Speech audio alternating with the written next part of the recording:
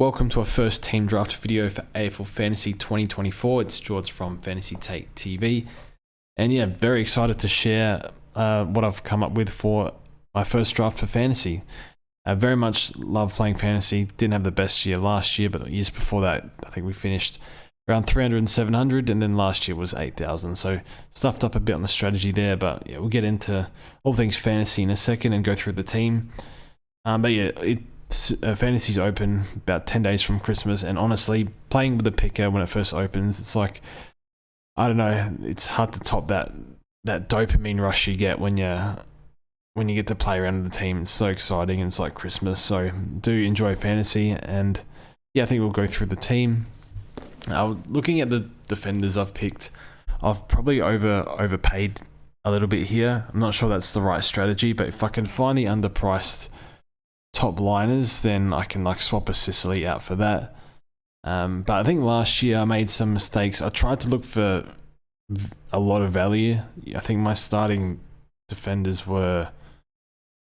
had McGrath and Liam Baker, because Baker was moving to defense, which ended up being temporary, and then McGrath was just a trap that I fell for. So we have proven players that are, at the top of their game right now. Dacos superstar, Sicily superstar, Sinclair superstar, Young moving into the midfield, so he's the underpriced one. I guess you can make a case Dacos has the buy in Finley McGuinness early, and Sicily,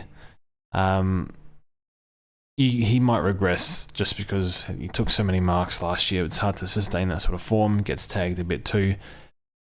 And then with Amon, we'll get to Carl Amon in a second, but yeah, Amon's training down back and might have eaten into Sicily scoring a little bit too. So that's another thing to figure out. But I think it was Selby that used to say, I can't remember, but something about a fair price. I can't remember the saying, but regardless, paying players for a fair price, I don't mind. If you think they're too overpriced, that's fine. But yeah, I've spent a bit here, but everywhere else will pretty much be value. So I'm happy with this sort of setup. Gibkiss, Toby Pink, I think they'll be the main defenders. They should both play round one.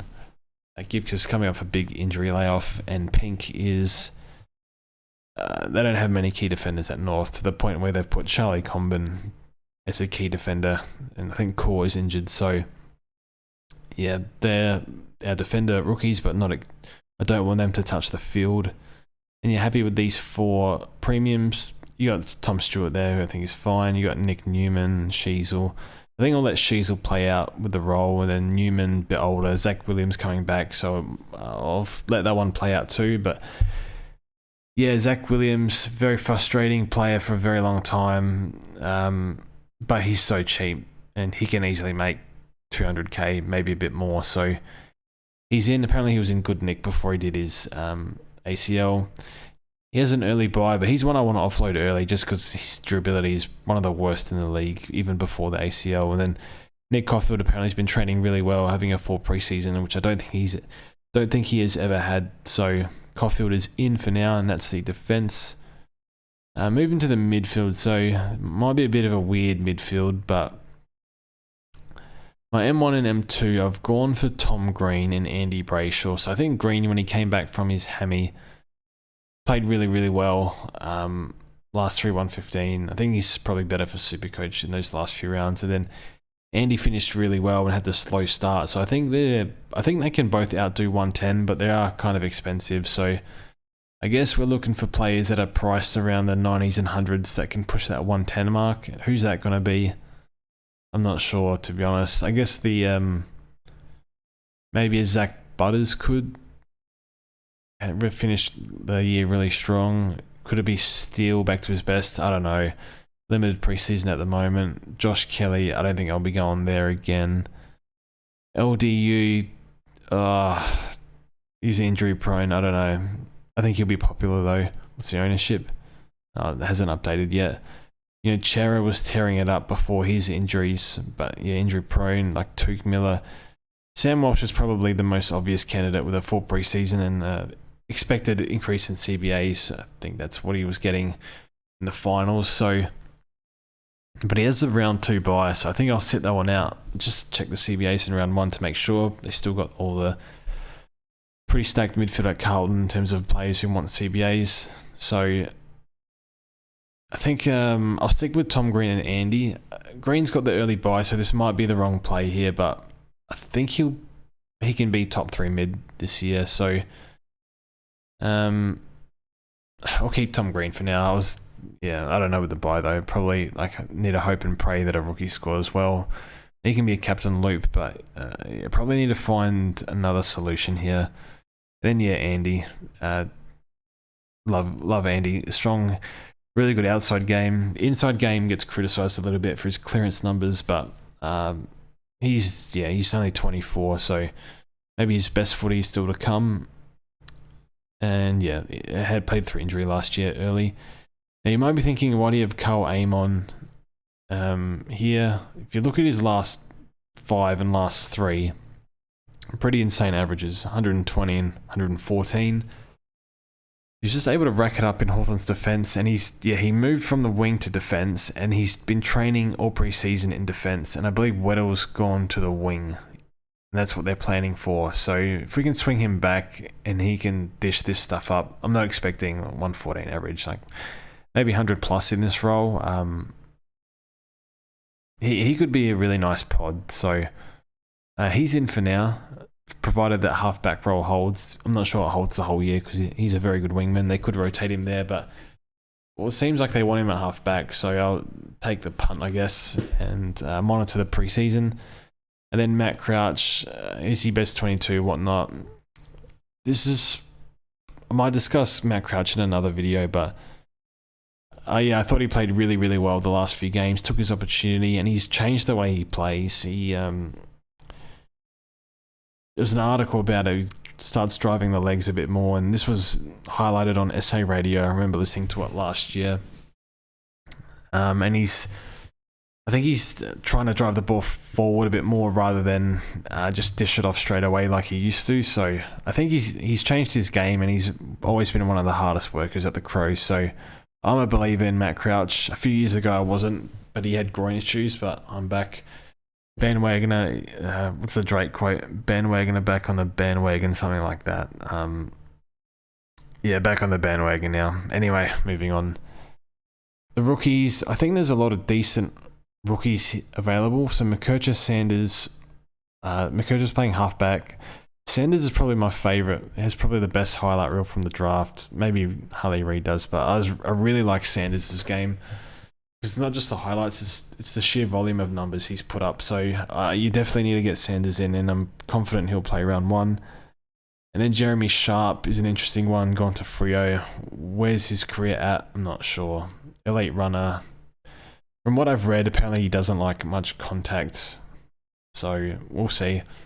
Then Dan Curtin put up some good numbers, but the Crows have a lot of defenders. So I'm guessing if Curtin plays, he'd be the 8th defender. But we monitor him. So he did score well, good interceptor, can be used to rebound too. So I think he'll start his career down back. And then Geelong rookie C.S. Stevens put up some good numbers in the NAB League or whatever it's called. And Jai Clark was their top 10 pick from last year. So maybe he plays, I don't know. Looking into the ruck line, I don't actually have money for English, but I think I'll go a set and forget ruckman. I've looked at a few others at the moment. We just bring it up. I think Darcy, probably just avoid that. He can score well, but durability is always a concern, and do they make the split change with Jackson and whatnot? So I'll set that one out. Nanko won't go near. It's probably his ceiling, but he did well last year. And got English here. He's pretty unstoppable, but I think regardless, you want English Marshall at some point. I think they'll be top 2, so maybe go Marshall. Marshall finished the year probably better than English, so we'll see. And to be honest, I don't think you can go too wrong with either, but they're both expensive. But if you're looking for a cheap alternative here, there's not much. No to Soldo. You got Flynn. Do you really want to go there? Got PJ Williams there. The main one would be Tristan Cherry with no Goldstein. I'm not sure. I need to watch more of Cherry, but I just don't know. He's definitely going to outdo this price, but how good is he? I don't think he's been super impressive watching him, but can score well. Had some big games in the VFL, so see if he takes the role with both hands. I don't know if they've got any other ruckmen that want to take time from him, like CCJ or something, but CCJ can't ruck anyway, so I don't know what their plan is. And then, yeah, Brodie Grundy, I think we'll all have Grundy. He has the bye. Probably, if possible, get rid of him on his bye, but it'll be best 18 anyway. Maybe we can get away with it if he's got more money to make. But yeah, I can't see him beating a Marshall or an English at his age and just trajectory. And then R3, I put Toby Conway. I think he plays at some point. I think he's in limited training at the moment, but you would think, yeah, I think they like him. Played in the last round. He's their future ruckman, basically. So paid up for him at R3, but be good to free up some money. Maybe can get Marshall to English that way. But that'll all, you know, a little bit of money here and there will all change pre-round 1. Oh, I just realised Naismith is here. He's quite expensive and tatted up as well. Probably, yeah, it's a no. He's got Nank there. Then the forward line, there's absolutely nothing available in the forward line compared to last year. So instead of getting 5 or 6 free forwards in round 1, we probably have the one in Flanders, and I guess you could say McRae too. McRae's in regression, I think, and I don't know what his CBAs look like, but even if he does regress as a player, like averages high 80s, that's still going to be a top forward before DPP. So I don't think you can go too wrong with McRae, but I'm not fully confident in him to put up decent numbers every week. So hopefully he can bounce back. But Baz doing his ACL can only mean good things for McRae CBAs. As unfortunate as it is for in real life for poor Baz. So a big fan of Baz, and we'll all pick him next year. But hopefully he has a good recovery. Yeah, Flanders is a lock. I don't really want to speak on Flanders. I'm picking him and not even gonna consider moving him out. So I know he has a bye, but he's a lock. And then Zach Fisher moving to halfback. This is a weird one because he's not really AFL standard halfback unless he's supremely developed over preseason and has become one. But North are pretty bare at half. Back with Hall and Zeeble gone. They got Sheasel there, but do they want to use him elsewhere? They put McKercher, the number one, their first draft pick for North. They've just thrown him down back. So maybe that's for development. Maybe it's because it's a need. I'm not sure. So he's in for now. Hopefully it goes well. And then rookies, basically. So Dev is 348k.